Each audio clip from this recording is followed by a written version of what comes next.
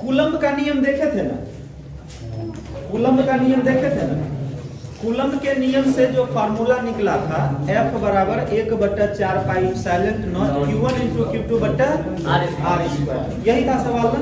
देखो कूलम्ब के नियम में क्या था कि कूलम्ब के नियम में सिर्फ 2 गो पॉइंट चार्ज होता था। सिर्फ कूलम्ब का नियम जो हम पढ़े थे तो उसमें सिर्फ 2 चार्ज का चर्चा था, 3 चार्ज का तो नहीं था। वहां पर क्या था, सिर्फ 2 चार्ज था, एक इस तरह और एक इस तरह से, और इसके बीच में कुछ फोर्स लगता था। आई बात समझ में। और इसका फॉर्मूला होता था F बराबर 1/4 pi epsilon not Q1 into Q2 बट्टा R स्क्वायर। यह Q1 था और यह Q2 था और इसके बीच में डिस्टेंस R। यह जो फार्मूला बना था तो इस फार्मूला का अर्थ हुआ कि 2 आवेश के बीच इतना वो बल लगेगा। आई बात समझ में। 2 आवेश यदि हो तो इसके बीच में F फोर्स लगेगा। यदि 2 गो आवेश कहीं पर रखा हो और बोले कि दोनों आवेश के बीच में कितना बल लग रहा है तो तुम ये वाला फार्मूला बता सकते हो। यदि 2 चार्ज हो Q1 और Q2 तो उसके बीच में यदि हमको बोला जाए कि बल निकालिए तो कुछ नहीं करना है, कूलम्ब का नियम अप्लाई कर देना है। F बराबर 1/4 pi epsilon not Q1 into Q2 बट्टा R। और यह लागू क्या गो चार्ज के लिए हुआ, 2 चार्ज के लिए हुआ। क्या चार्ज के लिए, 2 चार्ज के लिए। अब मान लिया जाए कि 2 चार्ज है तो हम तो निकाल लेंगे आराम से, लेकिन अब ऐसा 50 गो चार्ज यदि रख दे, अब एगो टेबल पर क्या करे 50 गो चार्ज रख दे, तो अब वहां पे बोले कि हमको बताओ कितना बल लगेगा। वहां पर तो मल्टीपल चार्ज के लिए कुछ अलग नियम हो जाएगा। यह तो सिर्फ 2 चार्ज के लिए, कूलम्ब का नियम क्या 2 चार्ज के लिए, 2 चार्ज के लिए 2 बिंदु आवेश 2 पॉइंट चार्ज के लिए लागू हुआ क्या, कौन सा नियम, कूलम्ब का नियम। अब यदि हम बोले कि चार्ज बहुत सारा है,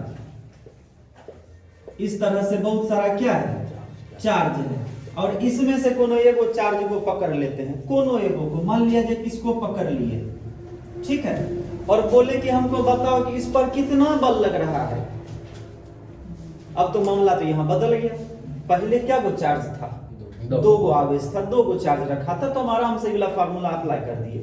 लेकिन अब यदि हम यहाँ पर आ जाए और बोले कि बताओ, चूंकि इसमें बहुत सारा चार्ज है आसपास में, अब यदि फोर्स लगेगा तो सब चार्ज का अलग अलग फोर्स लगेगा सब पर।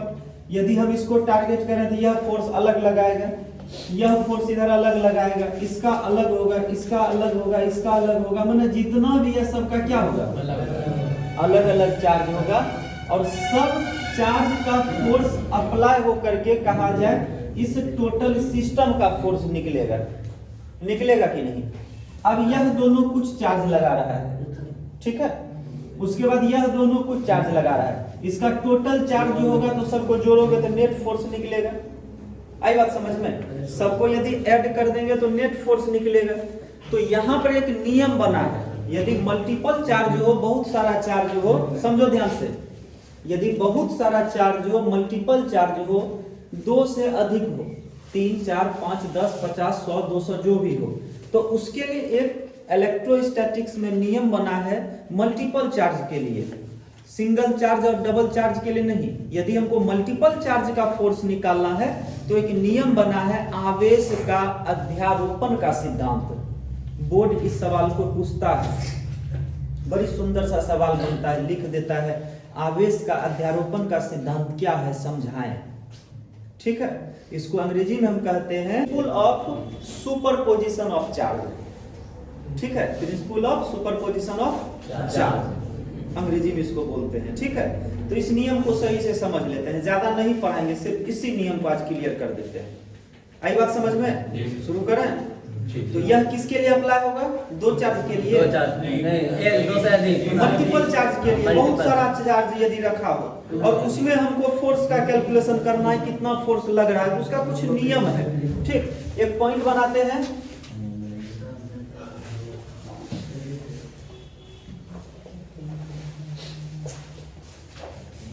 Principle of superposition.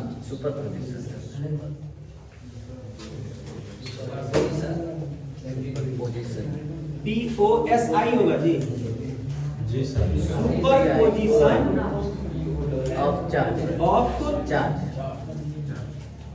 चार्ज। ठीक है, हिंदी में इसको हम कहते हैं आवेश का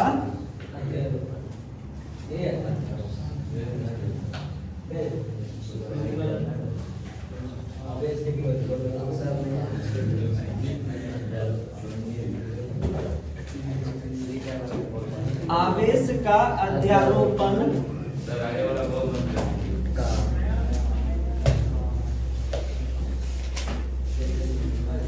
सिद्धांत। आवेश का अध्यारोपण का सिद्धांत, principle of superposition of charge. ध्यान से देखो,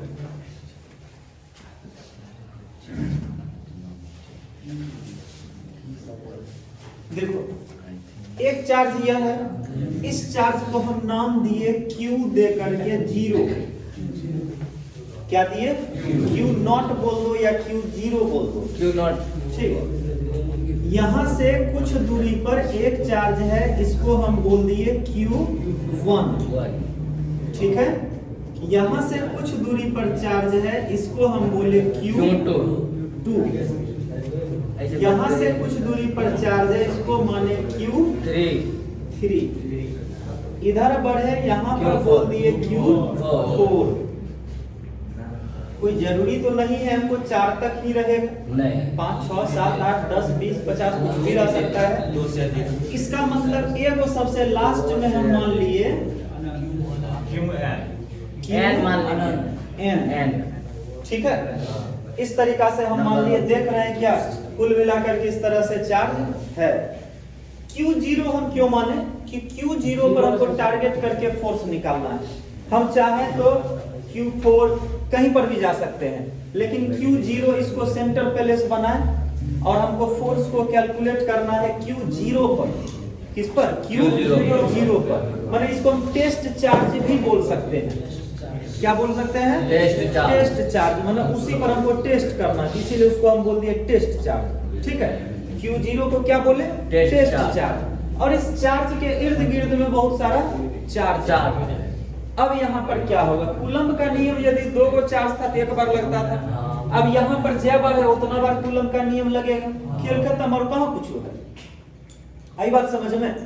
तो अब सुपरपोजिशन चार्ज क्या कहता है कि इस सिस्टम में, इस सिस्टम का जो टोटल फोर्स होगा ना, इस सिस्टम का टोटल जो फोर्स होगा वह जो है हर एक आवेश के द्वारा जो बल लगता है उसके सदिश योग के बराबर होता है।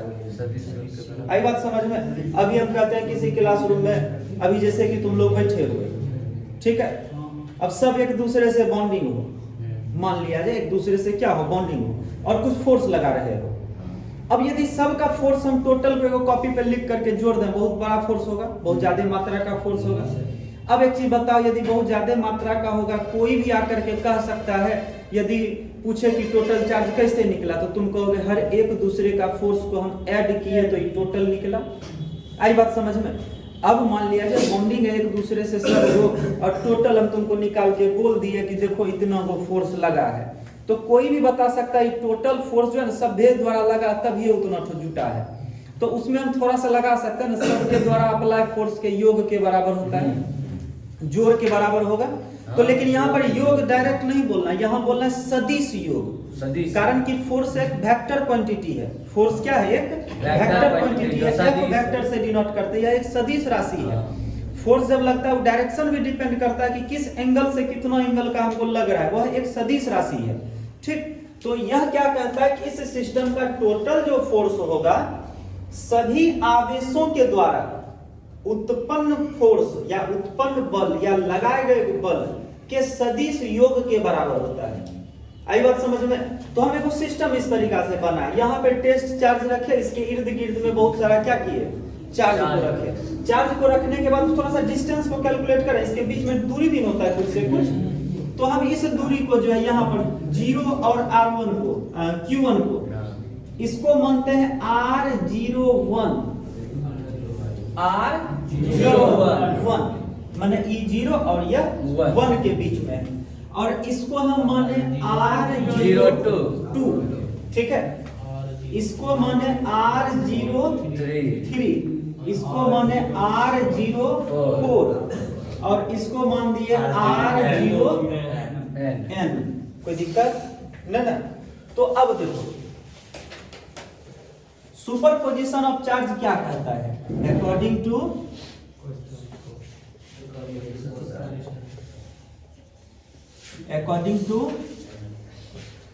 सुपरपोजिशन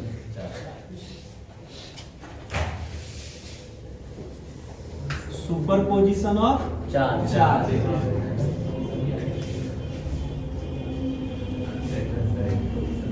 ध्यान से देखो, कुछ तो बोलेगा। तो यह कहता है कि F नेट वेक्टर दिए, उसके बाद नीचे में क्या लगा है, नेट, मतलब टोटल। तो यह जो होता है किसके बराबर होता है, F1 के प्लस F2 का प्लस F3 का plus dot dot dot dot plus FN। कोई आपत्ति नहीं। सदिश योग क्या होता है, कुल बल हाँ। सभी आवेशों के द्वारा उत्पन्न बल के सदिश योग के बराबर होता है। क्लियर है ना। अब इसका मान रखें F1 F2 F3 का मान रखने के लिए सीखो, ध्यान से देखो। F नेट मतलब टोटल। अब F1 को खोजते हैं, कहां पर है, सबसे पहला वाला में, सबसे पहला वाला में। अब इस पर आकर के इतने को में तुम कूलम का नियम लगाते, 1/4 pipe silent not Q1 × Q2/R²। Q1 के जगह Q0, Q2 के जगह Q1, R के जगह R01 पर होल स्क्वायर। ठीक, सबसे पहले F1 पर चलते हैं, तो क्या होगा, 1/4 पाइप साइलेंट Q1 × Q2, हाँ। Q1 के जगह है Q0 × Q2, Q2 के जगह 1/R²। R का मान है 0.1 पर होल स्क्वायर प्लस, अब किस पर चले, F2 पर। 2 यहाँ निकलेगा, तो इसमें चलेंगे 1/4 पाइप साइलेंट Q0 Q2 बटा R02 होल स्क्वायर प्लस। अब इसी तरह Q3 में चलेंगे, Q4 में चलेंगे, डायरेक्ट N पर चले जाते हैं। ठीक है, अब किस पर चले आए, इस पर चले, इस पर चले, इसी तरह सब पे चलना है, डायरेक्ट डॉट करके चल जाते हैं यहाँ पर। तो 1/4 Q1 मतलब Q0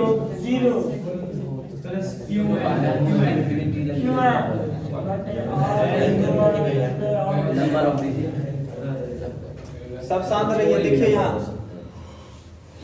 पहुंच गए ना। अब देखो सब सिस्टम में 1/4 pipe silent not, 1/4 pipe silent not सब में कॉमन है, और कॉमन क्या है, Q0 कॉमन है ना। क्या हम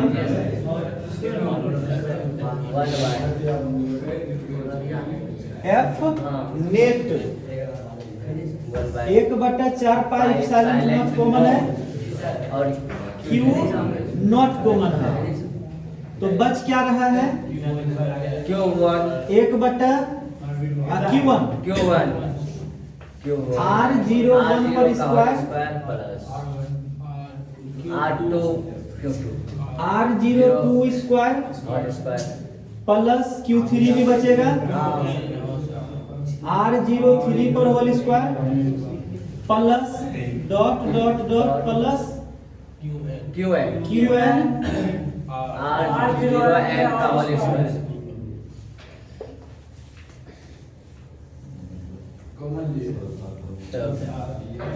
कैसे बना, समझ में आया। कुछ स्टेटमेंट तो लिखेंगे, इसका लिखेंगे ना। तो अब यहाँ पर देखिए क्या है, इसको जरा ध्यान से देखिए। ये वाला टोटल बल हर आवेश के द्वारा लगाए गए बल बल का योग के का सदिश बराबर- योग के बराबर होता है। इतने तो ना हाँ। क्या बोलेंगे आवेश के अध्यारोपण सिद्धांत के अनुसार इन्वर्टेड कोमा ठीक क्या बोलेंगे कुल बल टोटल यहाँ पर देखो आवेश के अध्यारोपण सिद्धांत के अनुसार अनुसार। ठीक किसी निकाय का कुल बल किसी निकाय का कुल किसी बल- निकाय मतलब ये सिस्टम है ना हाँ। किसी निकाय का निकाय का बल ऐसे बोलना कुल नहीं बोलना किसी निकाय का का बल। बल किसी निकाय का बल। बल आवेशों के द्वारा लगाए गए सदिश योग आवेशों के द्वारा लगाए गए बल के कुल बल के सदिश योग के बराबर। बराबर होता है। लिख लीजिए इसको